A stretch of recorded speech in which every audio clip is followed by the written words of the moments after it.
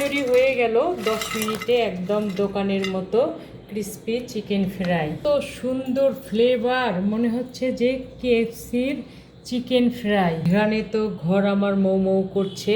দেখুন তো কালারটা কত সুন্দর হয়েছে, একদম দোকানের মতো হয়েছে। লেয়ারগুলো দেখুন, একদম দোকানের মতো হয়েছে। প্রত্যেকটা চিকেনের পিস একদম দোকানের মতো লেয়ার হয়েছে। দেখুন কতটা ক্রিস্পি হয়েছে, একদম মসমস করছে। দেখুন কত ক্রিস্পি হয়েছে, একদম মসমস করছে। আমি একটা ভেঙে দেখাবো। দেখুন ভেতরে কত জুসি হয়েছে, ওরে তো একদম ক্রিস্পি হয়েছে। আমি একটু খেয়ে দেখাবো কেমন হয়েছে। মাশাআল্লাহ, অসাধারণ। আমি একদম সহজ উপকরণ দিয়ে তৈরি করেছি, নামি দামি কোনো মশলা এখানে ব্যবহার করিনি। যে মশলাগুলো সবার বাসায় থাকে সেই মশলা দিয়েই আজকের এই চিকেন ফ্রাইটা আমি তৈরি করেছি। একদম দোকানের মতো ক্রিস্পি হয়েছে, কালার হয়েছে, জুচি হয়েছে। চিকেন ফ্রাই কিন্তু ছোট বড় আমরা সবাই পছন্দ করি। এত মজাদার এই চিকেন ফ্রাই গুলো কিন্তু টিফিনে দেওয়া যাবে, স্ন্যাক্স হিসেবে খাওয়া যাবে। একদম সহজ। আশা করি আমার এই চিকেন ফ্রাইয়ের রেসিপি আপনাদের ভালো লাগবে। আর ভালো লাগলে আমার চ্যানেলটি সাবস্ক্রাইব করে ভিডিওটি লাইক কমেন্ট শেয়ার করে আমার সঙ্গে থাকবেন। চলুন দেখে আসি ঝটপট চিকেন ফ্রাইয়ের রেসিপি। বিসমিল্লাহির রহমানির রহিম। এখানে হাড় ছাড়া ব্রয়লার মুরগি আছে হাফ কেজি। আজকের চিকেন ফ্রাইয়ের জন্য নিয়েছি। এখন এর গন্ধ দূর করার জন্য দুটো উপকরণ দেব। 2 চামচ ভিনেগার দিলাম, 1 টেবিল চামচ লেবুর রস দিলাম। এখন ভালো করে মেখে নেব। এভাবে মেখে নিলে বাজে গন্ধ আছে সে গন্ধটা চলে যাবে আর মাংসটা নরম হবে। ভাজার পরে একটা জুচি জুচি ভাব হবে। তো ভালোভাবে মেখে নিয়েছি। এখন এটা আমি 15 মিনিট রেখে দেব। 15 মিনিটের মধ্যে এর যে একটা গন্ধ আছে সেটা দূর হয়ে যাবে। 15 মিনিট পরে আমি একবারে পরিষ্কার করে নিয়ে চলে আসব। আমি ভিনেগার আর লেবু পানিতে বেশ কয়েকবার চিকেনগুলো ধুয়ে নিয়েছি যেন গন্ধটা চলে যায়। যে জীবাণুটা ছিল, রক্ত পানিটা ছিল, সব কিন্তু ধোয়ার সঙ্গে সঙ্গে চলে গেছে। একদম সাদা হয়েছে, দেখে বুঝতে পাচ্ছেন। আর আমি ধোয়ার পরে একটু চেপে চেপে নিয়েছি যেন এর ভেতরে আর কোনো ময়লা জীবাণু না থাকে। এখন দ্বিতীয় ধাপ ম্যারিনেশন। 1 চামচ লবণ দিলাম বা স্বাদ অনুযায়ী। সয়া সস দিলাম 1 টেবিল চামচ বা পরিমাণ মতো। আদা বাটা উঁচু করে 1 চামচ, রসুন বাটা উঁচু করে 1 চামচ, আদা বাটা 1 চামচ, গোলমরিচের গুঁড়া হাফ চামচের মতো বা স্বাদ অনুযায়ী ঝালটা, লালমরিচের গুঁড়া 1 চামচ বা স্বাদ অনুযায়ী, ধনে গুঁড়া 1.25 চামচ, জিরা গুঁড়া 1.25 চামচ, কালারের জন্য কাশ্মীরি মরিচের গুঁড়া, এটা অপশনাল তবে দিলে সুন্দর হবে, টমেটো সস 2 চামচ। এটা দিলে পরে খেতে ভালো হবে, ভেতরটা জুচি জুচি হবে, দোকানের মতো একটা ফ্লেভার চলে আসবে।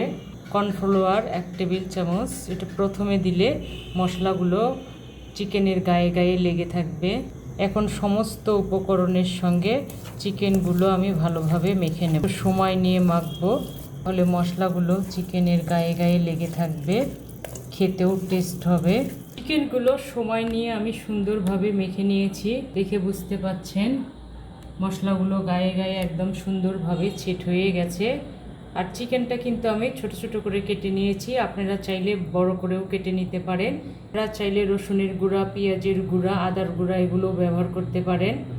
তো এখন আমি চিকেনটা ম্যারিনেশন করে 30 মিনিট রাখবো, তাহলে মশলাগুলো চিকেনের ভেতরে ঢুকবে, খাওয়ার সময় একটা জুচি জুচি ভাব হবে, খেতে অনেক মজাদার হবে, দোকানের মতো হবে। এর ফাঁকে আমি বাকি উপকরণগুলো রেডি করে নেব। মিনিট হয়ে গেছে ম্যারিনেশনের। এখন আমি তৃতীয় ধাপে এসেছি। এখানে ডিম নিচ্ছি। আমি 2টা ডিম নিয়েছি। এখন ডিমের কোটিংয়ের ভেতরে একটু উপকরণ দেব যেন টেস্ট হয় খেতে। 1 চিমটি লবণ, চিমটি মরিচের গুঁড়া, 1 চিমটি গোলমরিচের গুঁড়া, সব কিছু আমি সুন্দর করে ফেটে নেব। ডিমটা আমি সুন্দরভাবে ফেটিয়ে নিয়েছি, একটুও লাম্পস নেই। তৃতীয় ধাপ শেষ, এখন আমি চতুর্থ ধাপে চলে যাব। চতুর্থ ধাপের জন্য এখানে আমি 2 কাপ ময়দা নিয়েছি, এগুলো দিয়ে আমি ড্রাই কোটিং করব। এখন বাকি উপকরণগুলো দেব। 1 কাপ কর্নফ্লাওয়ার দিলে উপরের লেয়ারটা ক্রিস্পি হবে, খেতে একদম দোকানের মতো হবে। আরও কিছু বাকি উপকরণ দেব। লবণ পরিমাণ মতো, মরিচের গুঁড়া সামান্য, গোলমরিচের গুঁড়া সামান্য, কালারের জন্য কাশ্মীরি মরিচের গুঁড়া। সব উপকরণগুলো আমি ভালোভাবে মিশিয়ে নেব। সুন্দরভাবে মিক্স করে নিয়েছি। চতুর্থ ধাপ শেষ। পঞ্চম ধাপের জন্য ডিমটা আমি নিয়েছি। চিকেনগুলো এখন ডিমে আমি কোট করে নেব। চিকেনগুলো দিয়ে দিলাম, সব চিকেন দিয়ে দিব। ডিমের মধ্যে ভালোভাবে মিশিয়ে নেব। সরিয়ে রাখছি। ময়দার মিশ্রণটা রেখে দিলাম। ডিম থেকে চিকেনগুলো উঠিয়ে ময়দার ভেতরে দেব। সব চিকেন দেওয়া হয়ে গেছে। এখন উপরে একটা ঢাকনা দিলাম, দিয়ে এভাবে ঝাঁকিয়ে ঝাঁকিয়ে আমি একটা কোট করে নেব। আমি সুন্দরভাবে ঝাঁকিয়ে কোট করে নিয়েছি। দেখুন কত সুন্দরভাবে কোটটা হয়েছে। সব চিকেনের গায়ে গায়ে একদম লেগে লেগে আছে। এখন যেটা করতে হবে, কিন্তু ঠান্ডা পানি, বরফ পানি, এটাই সবচাইতে গুরুত্বপূর্ণ টিপস। এখন সব চিকেনগুলো উঠিয়ে আমি ওখানে দিয়ে দেব। এভাবে ঠান্ডা পানির ভেতরে চুবিয়ে কোট করলে পরে একদম দোকানের মতো লেয়ার হবে, দেখতে অনেক সুন্দর লাগবে, খেতেও একদম মুচমুচে হবে। পানির ভেতরে 5 সেকেন্ড রেখে দেব, তাহলে কোটিংটা সুন্দরভাবে হবে। 5 সেকেন্ড হয়ে গেছে। সমস্ত চিকেনগুলো উঠিয়ে নেব, পানি ঝরিয়ে নেব। এখন সেই আটার কোটিংয়ের ভেতরে রেখে দেব। সব চিকেনগুলো আমি তুলে নিয়েছি। আমি আবার একই পদ্ধতিতে চিকেনটা কোট করে নেব, এরকম ঝাঁকিয়ে ঝাঁকিয়ে, তাহলে কোটিংটা সুন্দরভাবে হবে। আমি বেশ কয়েকবার ঝাঁকিয়ে ঝাঁকিয়ে নিয়ে চিকেনগুলো কোট করেছি। এখন সব চিকেনগুলো উঠিয়ে নেব। সব চিকেন আমি উঠে নিয়েছি থালাতে। আমি এখন 5 মিনিট রেখে দেব, আর কোটিংটা যেন চিকেনের সাথে ভালোভাবে ছেট হয়। ছেট হয়ে গেছে, আর এইভাবে ছেট করে নিলে পরে দারুণ ক্রিস্পি হয়, খেতে অনেক মজাদার হয়, একদম পারফেক্ট দোকানের মতো হয়। এখন চলে যাব ভাজার জন্য। আমি চিকেনগুলো 2 বারে ভাজবো। সেটা আমি ছাকনাতে নিয়ে নিচ্ছি, দিয়ে দিলাম। যেহেতু জায়গা আছে আর কয়টা দেওয়া যাবে। এবার আমি হাতেই দিলাম। তেল কিন্তু মিডিয়াম আঁচে আছে, বেশি জোরে দেওয়া যাবে না।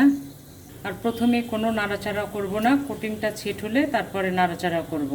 কোটিংটা ছেট হয়ে গেছে, কত সুন্দর হয়েছে, একদম পারফেক্ট দোকানের মতো। এখন আমি সবগুলো চিকেন উল্টিয়ে দেবো। সব চিকেনগুলো আমি উল্টিয়ে দিয়েছি। এখন উল্টিয়ে পাল্টিয়ে 10 মিনিটের মতো ভেজে নেব, একদম ব্রাউন কালার করে ভেজে নেব। ভাজা হয়ে গেছে, এখন আমি উঠিয়ে নেব। দেখুন কালারটা দেখুন শুধু। বাকিগুলো আমি এইভাবে ভেজে নেব। দ্বিতীয় ব্যাচ হয়ে গেছে, তেলটা ঝরিয়ে উঠে নেব।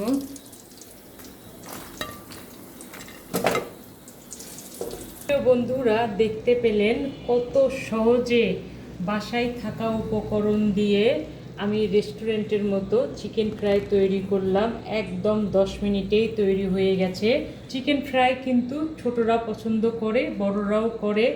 একদম তৃপ্তি করে এভাবে তৈরি করে খেতে পারবেন ইনশাল্লাহ।